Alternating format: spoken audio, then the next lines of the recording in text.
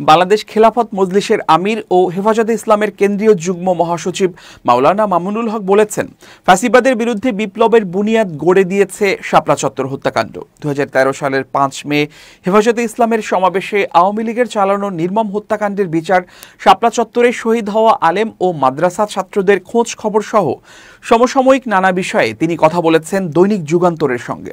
সাক্ষাৎকার নিয়েছেন তোফায়েল গাজালি। আপনি প্রায় বক্তব্যেই বলেন, প্রয়োজনে আবার শাপলা চত্বরে যাব। শাপলা থেকে আপনারা পালিয়ে এসেছিলেন, সেখানে আবার যেতে চান কেন? জবাবে মামুনুল হক বলেন, শাপলা চত্বর থেকে পালিয়ে আসা কথাটার সঙ্গে আমি কোনোভাবেই একমত নই। সেদিন শান্তিপূর্ণ কর্মসূচিতে রাষ্ট্রীয় বাহিনী গুলি, টিয়ারশেল দিয়ে নিরস্ত্র মানুষের ওপর হামলা চালায়। গুলির মুখে সেখানে অবস্থান করাটা কোনোভাবেই সম্ভব ছিল না, আর এর কোনো নজিরও ইতিহাসে নেই।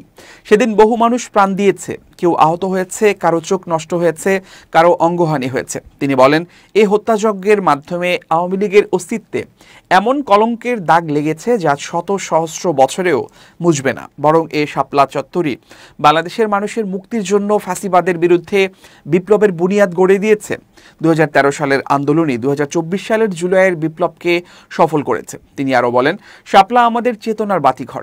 যেমনিভাবে ব্রিটিশ বিরোধী আন্দোলনে বালাকোটের রণাঙ্গনে বাহ্যিকভাবে মনে হয়েছিল যে বীর যোদ্ধারা পরাস্ত হয়েছেন, কিন্তু আসলে সেই আত্মদান এবং শাহাদাতের মাধ্যমে ব্রিটিশ বিরোধী আন্দোলনের ভিত শক্ত হয় এবং একসময় ব্রিটিশরা এদেশ থেকে বিতাড়িত হতে বাধ্য হয়েছিল। মামুনুল হক বলেন, 2013 সালের 5 ও 6 মে আমাদের জন্য নতুন এক বালাকোট তৈরি করেছে।